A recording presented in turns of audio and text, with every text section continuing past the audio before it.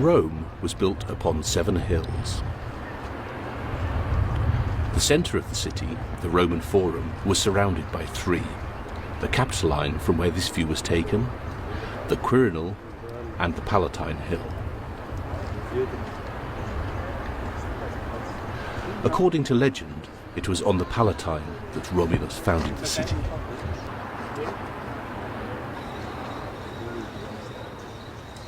The Capitoline Hill is now almost entirely built upon. In ancient Rome, it was the most sacred of the hills, where the most important temple dedicated to Jupiter, the greatest and best, was established in the 6th century BCE. The temple was shared with the 2 most important Roman goddesses, Juno the Queen and Minerva, in many ways the equivalent of Greek Athena. The Capitoline Hill was also the Arx, or citadel, of Rome, the fortified stronghold of the city. Little remains of the temples and fortifications, but Roman walls still form the foundations of the Renaissance buildings. Adjacent to the Capitoline, the Palatine Hill, the first of the hills settled in the Iron Age, originally with wattle huts, became a focus for the houses of the Roman elite. Tiberius Sempronius Gracchus, Cicero, Mark Antony and Augustus all had their houses on the Palatine. It was also home to Apollo and the goddesses Victory and Vesta. After the time of Augustus, it became the focus of imperial power, and eventually almost the entire hill was occupied by the imperial palace. The word palace itself derives from the name of the hill. Between the hills lay the central open space of the Forum, like a large town square or piazza. On all sides, a variety of buildings clustered around the heart of the city. We shall be examining some of these buildings and investigating their importance.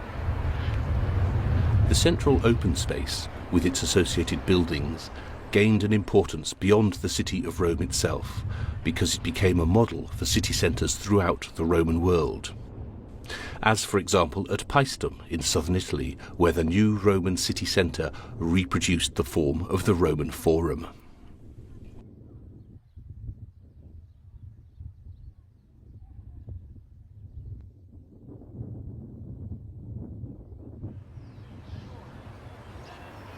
The Roman Forum was densely built up and a rich mixture of buildings with different functions, histories, associations and mythologies clustered around its sides. Starting at the northeast corner, in what is possibly the most important part of the Forum, there is a cluster of monuments. This is the reconstructed facade of the Curia, the Senate House of Rome. Here the senators would meet and oversee religious matters, debate foreign affairs, receive ambassadors or delegations from provinces, and manage state finances.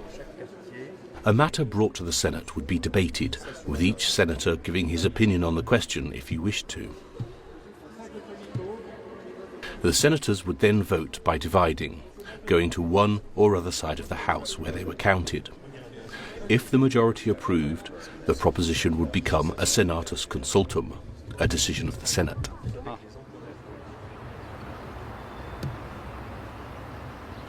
In the space in front of the Curia was the Comitium. Originally, this was the assembly place of citizens where they could vote and elect magistrates and also hold trials. The area was redeveloped many times, but during the later 3rd century BCE, it was rebuilt with a circular shape with steps on the interior, probably influenced by similar buildings in Sicily and southern Italy. And this circular form in Rome, in turn, determined the shape of the Comitium in Rome's colonies in Italy.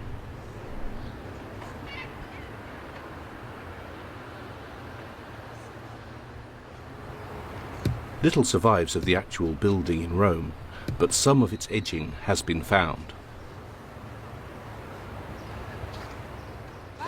On the side of the Comitium nearest to the Forum, by the side of the Via Sacra, the sacred processional route through the city, lay the Rostrum.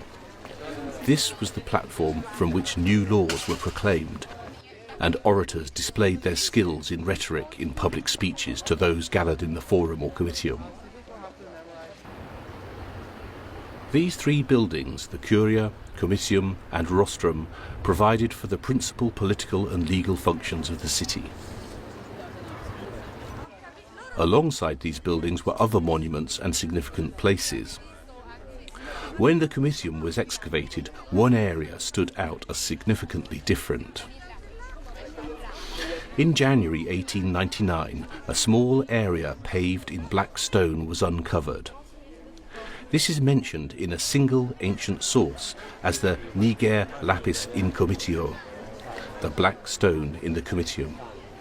Clearly it marked a special area and was separated from the remainder of the Forum by a low balustrade. When the area beneath the stones was excavated, many animal bones were found, the remains of a great sacrifice.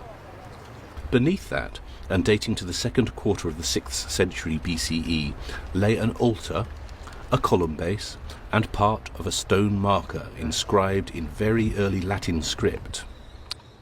Only the start can be translated, and it says, "Whosoever violates this place shall be condemned to the infernal gods," a formulaic protection for the sacred area.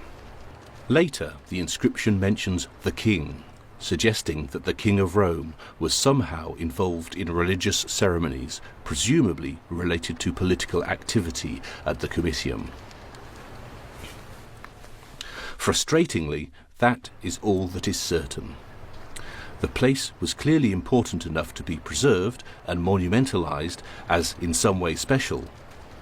The ancient source, a mutilated passage by Festus, goes on to say that the black stone indicates a sombre place because it is associated with the death of Romulus.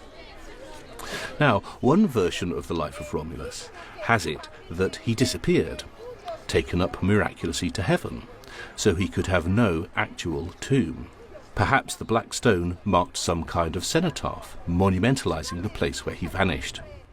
This possibility is perhaps paralleled in the empty tomb at Paestum, that may have been a memorial to the founder of that city. The area also attracted many other monuments, a water clock for measuring public time, the famous statue of the Wolfen twins, and a shrine to Vulcan. All through the imperial period, the Comitium attracted statues commemorating victories and achievements. Only a few bases, some with inscriptions, now survive. The largest monument to be constructed in the area was the triumphal arch of Septimius Severus. He was an African general who usurped the imperial title in 193 CE. 10 years later, he chose to build the arch here, close to the spot associated with Romulus. The inscription commemorates how Severus and his sons restored the Republic and expanded the dominion of the Roman people. In this way, Severus associated himself with the ancient traditions of Rome. The arch was built over the route of the triumphal processions, which led from the Campus Martius through the Forum to the Capitoline Hill.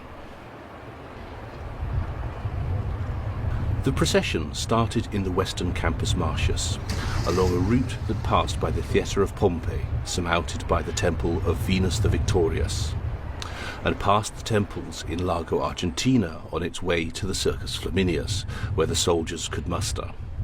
Then, on past the Victory temples, in through the Republican city limits, through the Forum, and up onto the Capitoline Hill, where the triumph culminated with the sacrifice of a bull and the execution of captive enemy leaders. This part of the city was constantly being redeveloped. Buildings were altered as their functions changed, or as they became incorporated into the self-aggrandizing projects of powerful individuals. Julius Caesar rebuilt the Curia and reorganized the Comitium that was repaved. and the rostrum was moved out of the Comitium to a new location at the northern end of the Forum in front of the Temple of Saturn.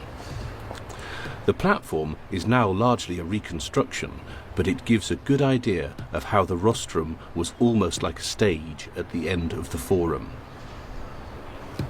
In front of that stage, the open central space of the Forum gradually attracted statues and monuments, just like the area around the Comitium. Some had mythological connections, like the lake where Marcus Curtius sacrificed himself by galloping into a fissure to save the city. Others, such as equestrian statues, commemorated emperors, making the open space something of a museum or a gallery.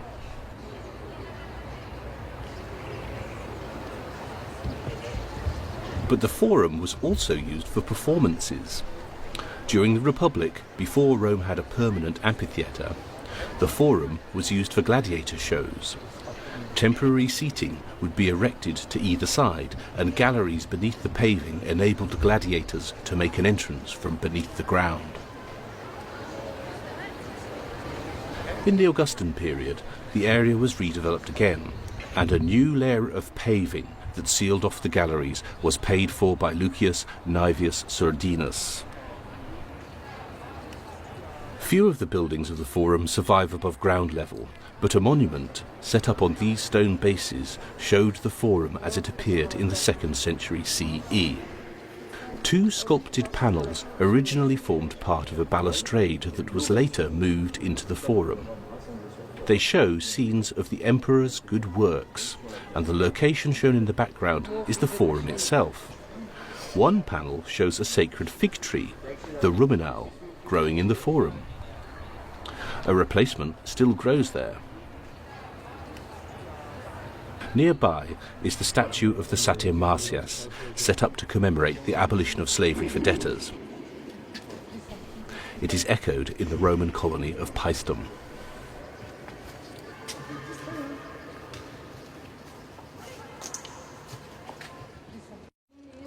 The relief shows the records of debts being carried to be burned, with in the background the Temple of Saturn, where the public treasury was kept. And next to that, the temple of the deified Emperor Vespasian, who can be imagined overlooking the Forum.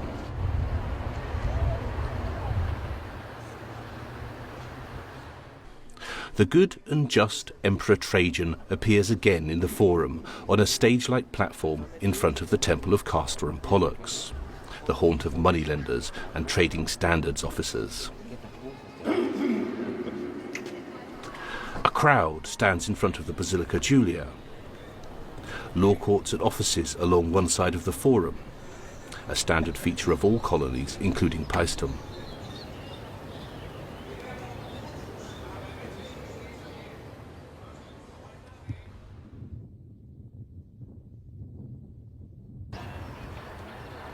And further along, the emperor again hands out low-interest loans to generate income for Roman orphans. The far end of the Forum, the ancient location of the house of the King of Rome, was redeveloped by Augustus, and in the centre, the temple of the divine Julius Caesar was built. Trajan stands in front of this temple, facing the rostrum at the other end of the Forum, and to either side triumphal arches were erected to commemorate the victories of Augustus and his sons. Along the fourth side of the Forum, between the Comitium and the Temple of Julius Caesar, was another basilica built by the gens Aemilia. More courts and offices for running the business of the city and the empire.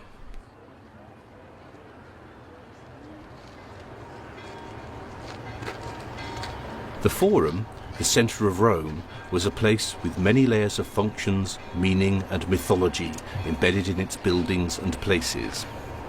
Some parts reflect the social and political organisation of the city, others reflect the wealth, power and achievements of its citizens.